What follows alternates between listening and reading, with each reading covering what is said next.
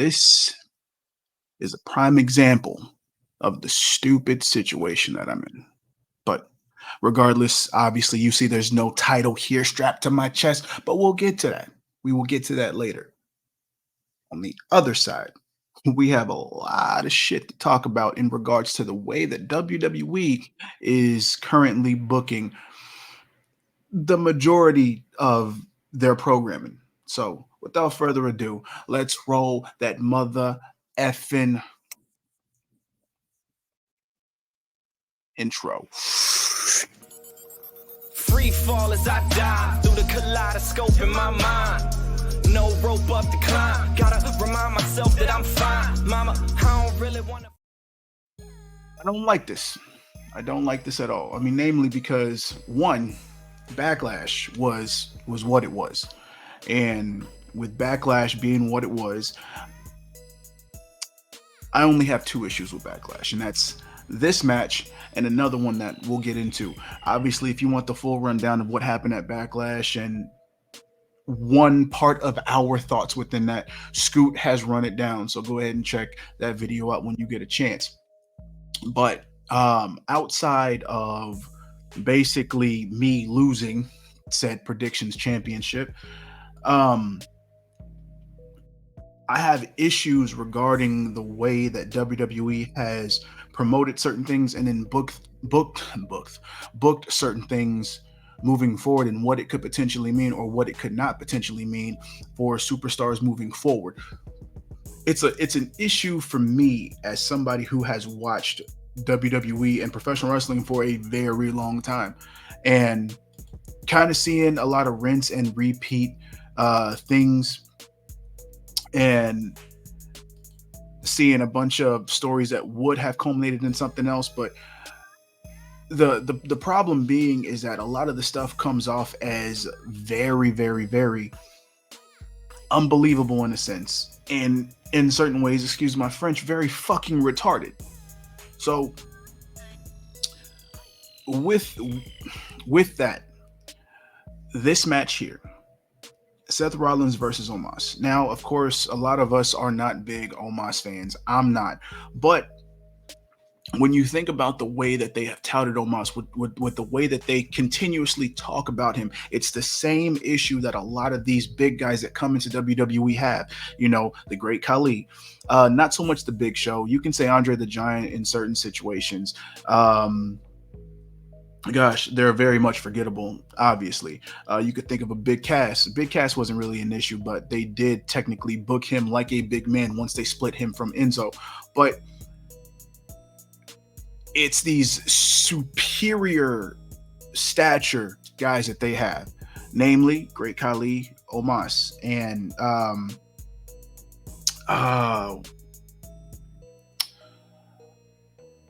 was it the Giant Gonzalez? I believe that was his name.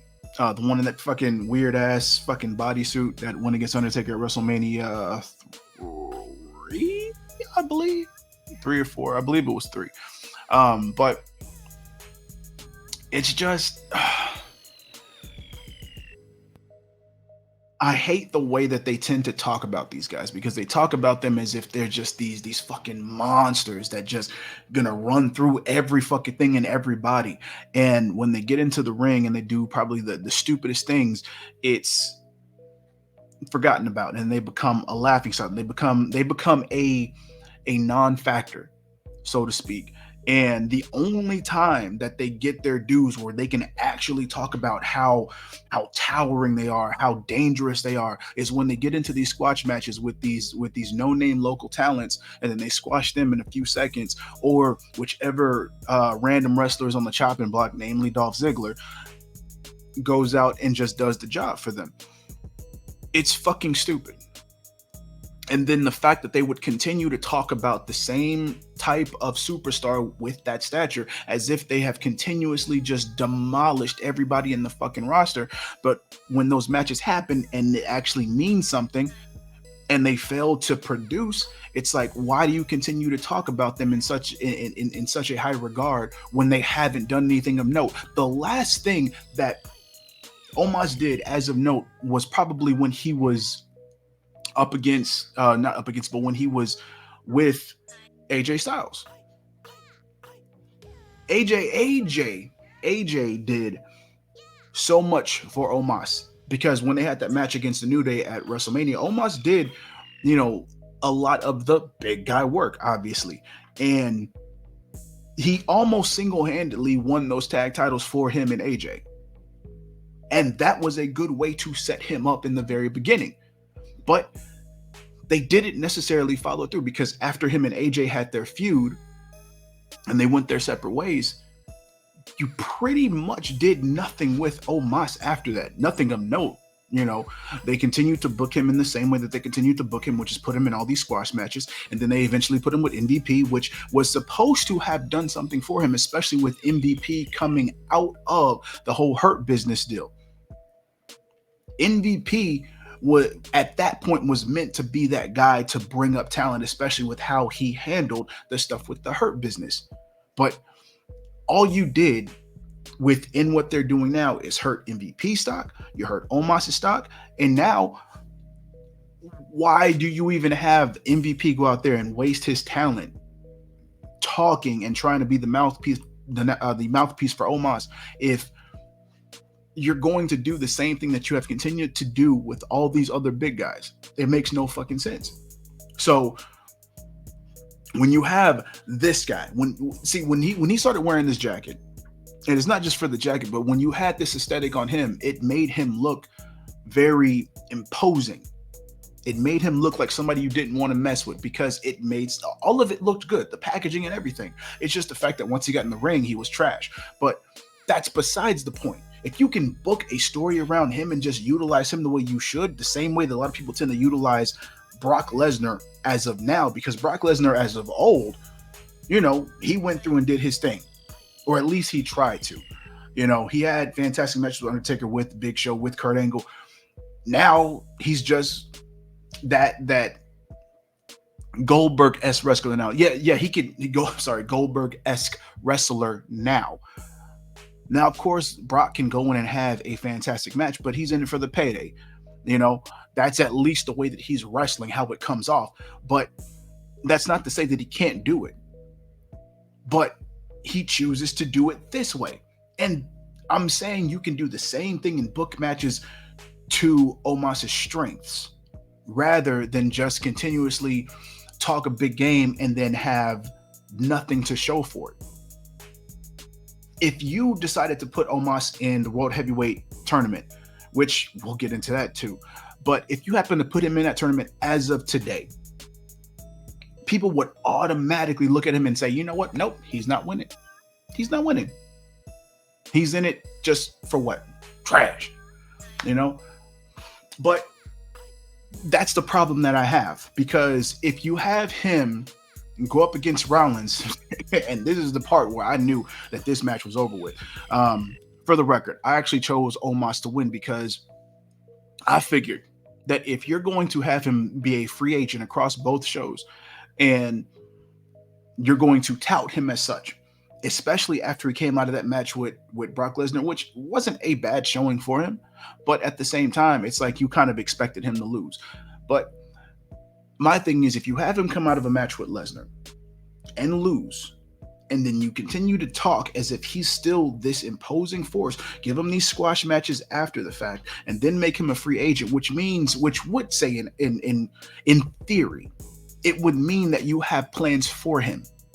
But the fact that you do this, you put him against Rollins, who most people would, which I thought, most people would tend to think that Rollins would be the person that would do the job for Omos, because again, Rollins doesn't really have anything to lose within this, because again, we know what the plan is for Rollins moving forward. We know what the deal is with him. He's not going to be hurt. Even if there was no actual plan for Rollins moving forward, this loss to Omos still would not hurt him. Why? Because you talk such a big game for Omos that anything that he would have done, whoever you put him up against, you've talked such a big game for him that the person that would have gone up against him losing, story-wise, would have made sense.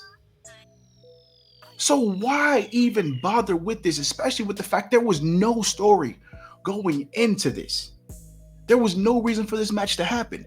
So my thing is, it's like you basically get Rollins on there just to basically have everybody sing his theme song and then just have him on the show. You didn't need to put Omos in that situation. Regardless of how trash he is in the ring, if you're building somebody up, if especially if these two are going into this match together, one person has more to gain than the other. That being Omos. He needed the rub more than anything.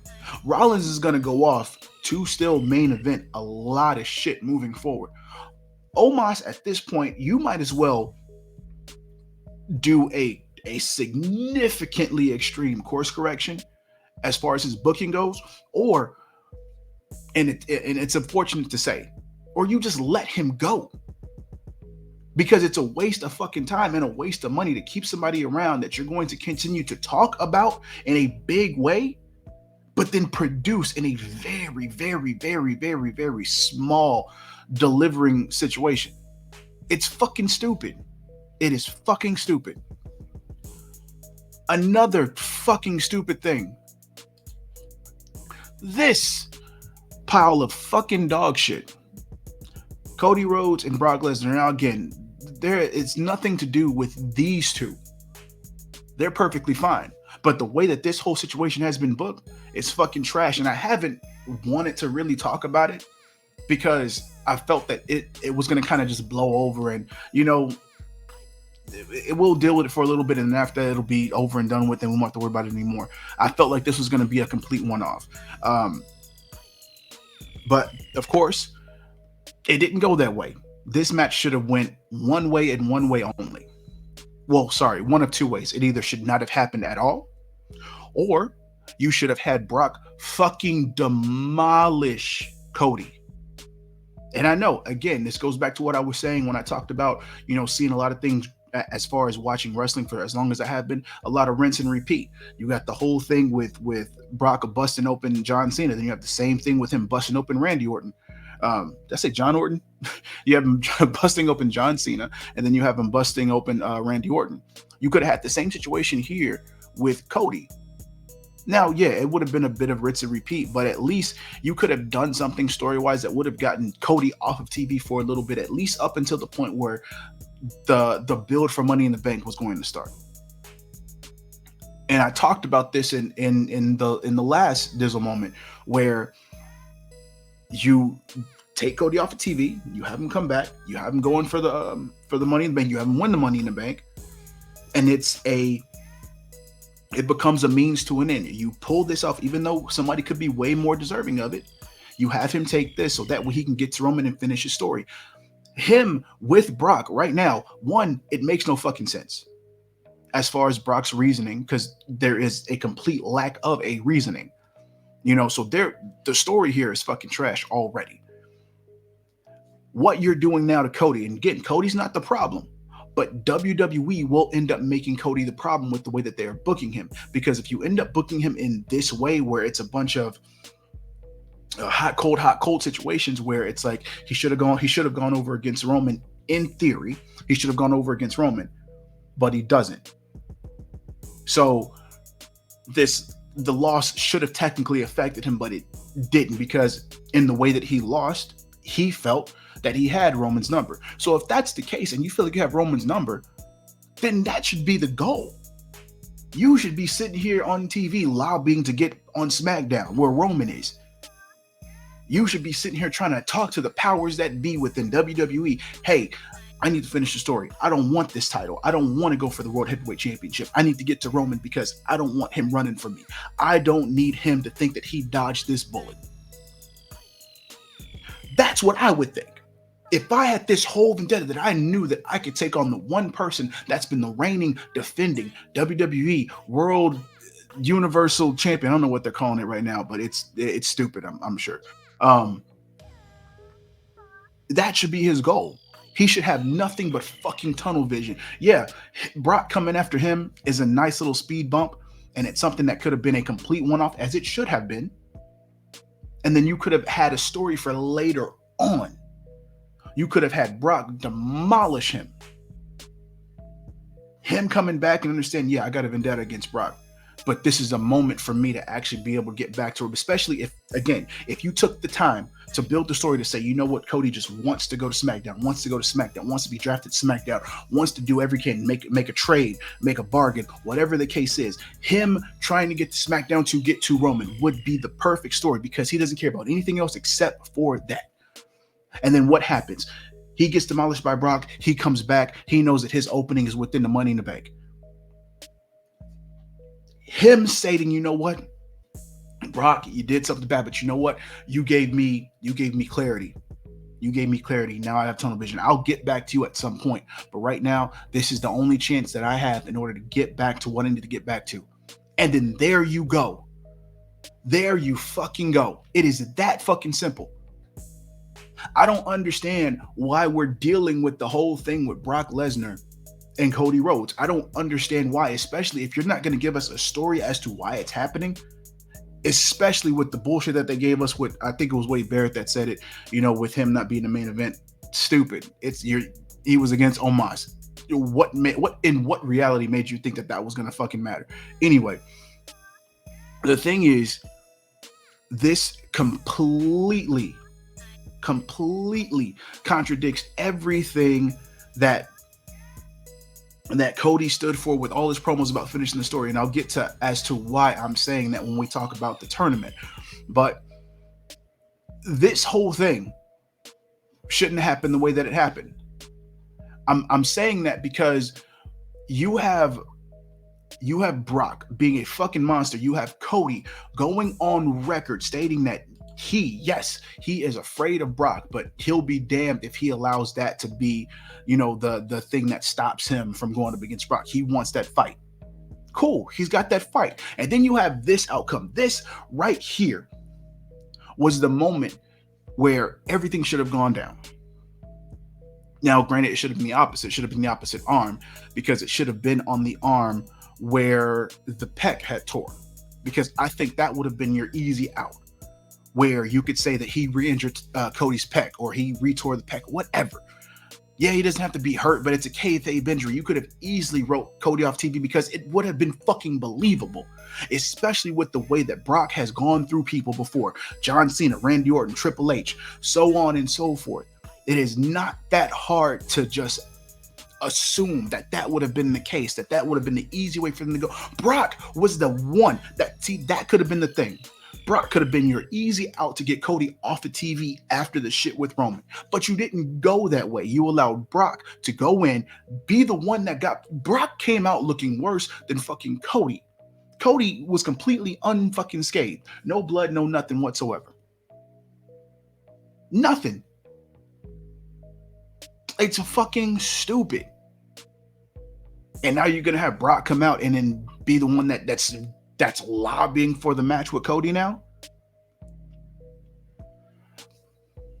That's a problem. All of that is a fucking problem. But speaking of more problems, this fucking draft. This fucking draft with WWE. The way that they had Triple H come out and talk about how things were going to be different. This is going to shake the foundation of WWE. I hate it. I hate it because it's almost talking for talking's sake, because you did nothing. Technically, you did nothing different. The shows aren't different. People are still going back and forth between Raw and SmackDown.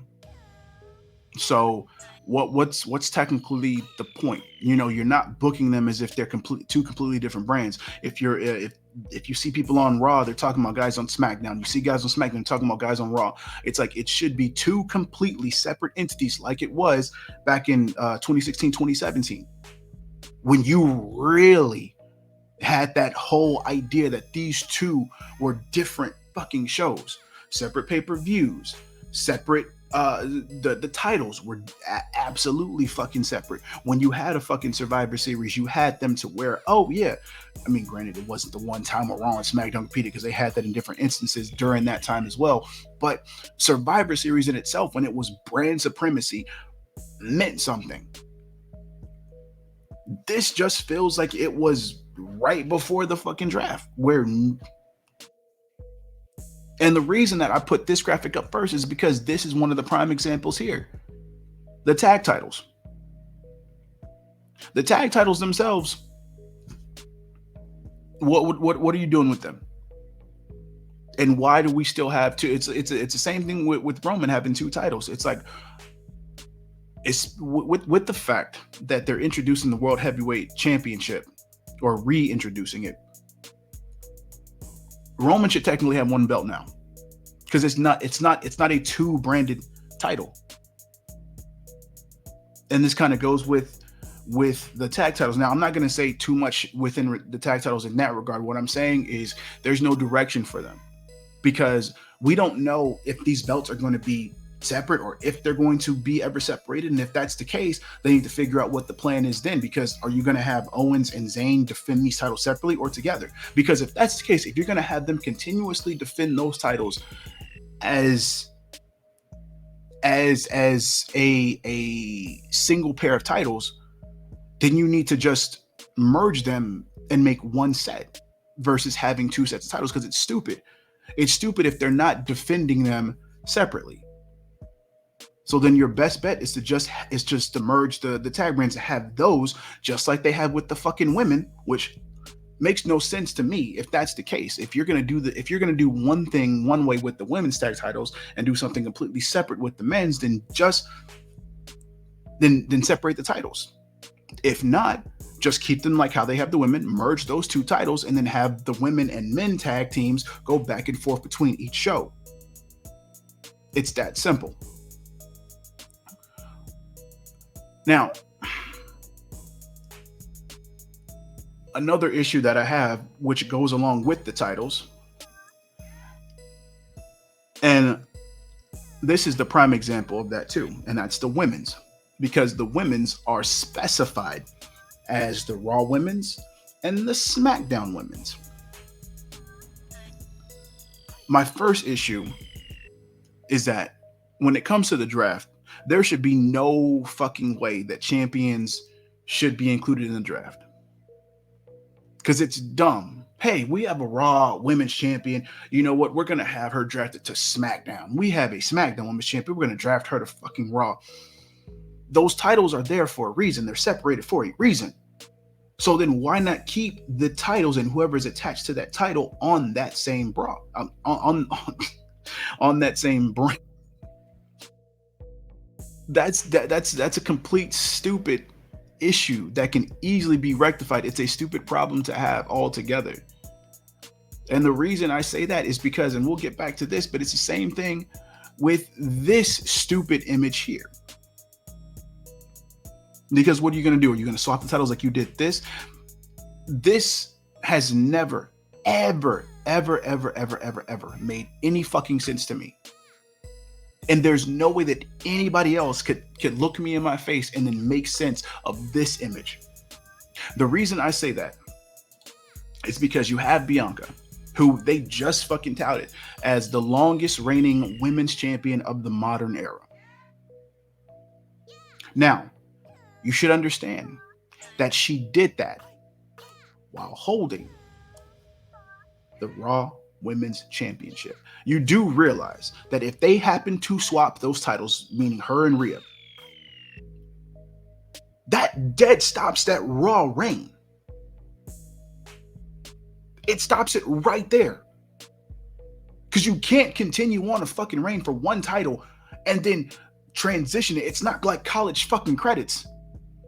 You can't transition it that way because it doesn't work like that. There are separate stats for each belt, which means there's separate fucking reigns for each belt. The moment that you switch those titles, that reign stops and another one starts. And then you become what at this point, I think it'd be 2-time SmackDown champion for her without actually doing anything for that title. So then why include the champions inside that fucking draft to begin with? You keep them where they are, and then they're up for trade or drafting after they lose said title, or you just keep them on that same fucking brand because they were exempt at the time of the draft. Which is why Roman being on fucking SmackDown makes so much sense, because if you were going to have Triple H come out and introduce his belt, you could have just said, you know what, since Roman is on Raw and he's exempt from the draft because he's a champion, we need to have a championship on SmackDown. I mean, sorry, on Raw. I think I said Raw. With Reigns being drafted to SmackDown, we need to have a championship on Raw. So with that being said, this automatically is for this brand. Instead of being like, okay, whichever one the champion's going to be drafted to, we're going to have that title for that brand. No. Just say they're exempt from it. Here's where we're going to have this title. Problem solved. What's the fucking issue? You don't have to worry about having the tag champs fucking drafted, especially if you only have one fucking set. You say, you know what, they're going to float, so it doesn't really matter what brand they're on because they're going to go from either one brand. Simple. And because you're going to have all the tag teams on there anyway, so they're going to be able to float because they're a fucking tag team. Simple. I don't understand how that situation is so fucking difficult. But I digress. I don't know what the fuck they're going to do with these two titles.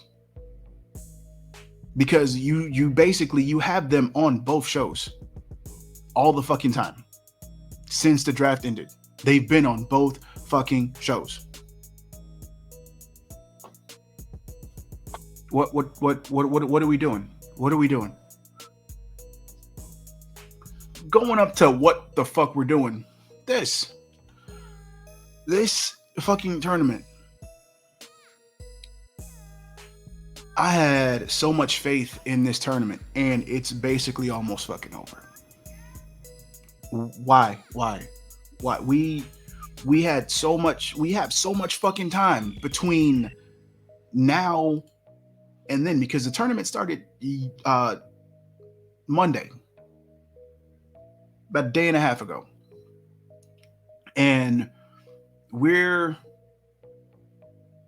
about 2.5 weeks from Night of Champions. 2.5 weeks. You want to blow through this tournament in a fucking week.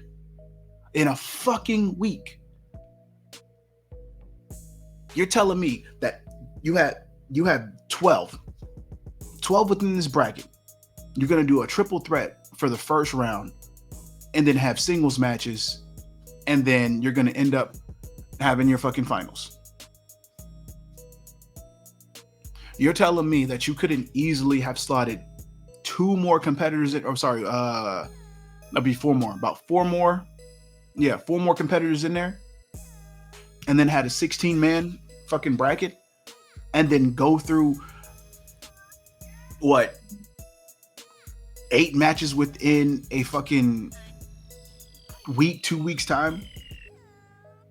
You could have easily had kind of like the same thing they did back in the day with the when they were merging the WWE and the World Heavyweight Championship, back right after the whole alliance thing, the one that Chris Jericho won, which I talked about before. But you're telling me that you couldn't do that to where they had some of those, because this was supposed to be the King of the Ring, so the tournament was always supposed to happen anyway. So it's like, why not have 4 of those matches on the fucking pay-per-view?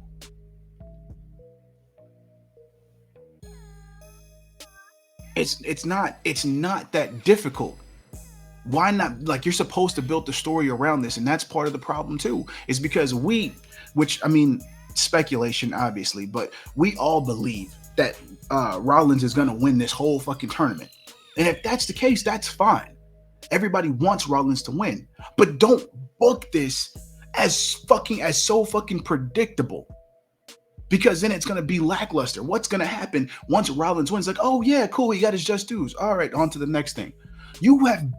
There has been nothing built within this fucking tournament. It's already almost over. and it's gonna go down like a wet fart. For what? This is supposed to be they again, this goes back to the Omos thing. They talk such a big game but then deliver so little. This title should mean so much more with the way that Triple H talked about it. There should be a whole bunch of prestige, and I'm not talking about the fucking vignette that they had once the show started on Raw, where they brought up the competitors and said, these are the guys that's going for this, going for that, blah, blah, blah, blah, blah. They talk such a big game. At the moment that the tournament happened, it's just, oh, okay, get this match out the way. Okay, get this match out the way. It doesn't feel important. It does not feel important. And that's an issue for me, for a person that enjoys, you know, what certain titles meant. Intercontinental Championship, the WWE Championship. Every fucking time back in the day, when these titles were defended, they meant something. They were that. They were the thing that people strive for. This is one of the reasons why a lot of people tend to buy replica belts. It's because, you know, the aesthetic of it, like how you feel as a fucking champion. It's what the aesthetic and the belt represents. It means that you are one of the best. So then you need to build that person up. Now, yes, Rollins doesn't need to be built up, but at the same time, you need to feel as though he's fighting for this. You need to fight. You need to make it seem like, you know what, Rollins has been through so much, which is why he should have lost against Omos to begin with, because it's like he's on this fucking down out thing. He's like he's trying to scratch and claw to get to that fucking title because he's been. He's well, I mean, in eyes of the fans, he's been done wrong in certain situations where he's gone what 0-3 against Cody, where he lost but didn't lose to Roman. You know, he's won and then lost the United States Championship. It's been so many situations where it was like a start, stop, hot, cold thing with Rollins, where it's like you want him to come from the bottom here in this situation and get to what he deserves, should be his. And what we as fans all believe should be his at the same fucking time. Why not just put a story behind it? You have all this TV, 3 hours in a fucking show, and you're telling me that you can't just pour more into this fucking into this tournament, story-wise? Another thing, why the fuck are SmackDown superstars within this tournament? If this is supposed to be a Raw-centric title, why do you have SmackDown superstars within this fucking tournament?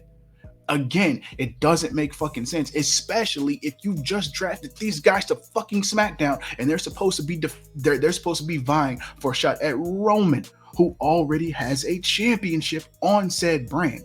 Why the fuck are these guys on a completely different show going after a show that is designated to Raw superstars, a title that's designated to the Raw brand? You're telling me you can't find 16 guys within the Raw roster that you just drafted for? You're telling me you can't find 16 guys to fill out these brackets and vie for this championship? That, again, is fucking retarded.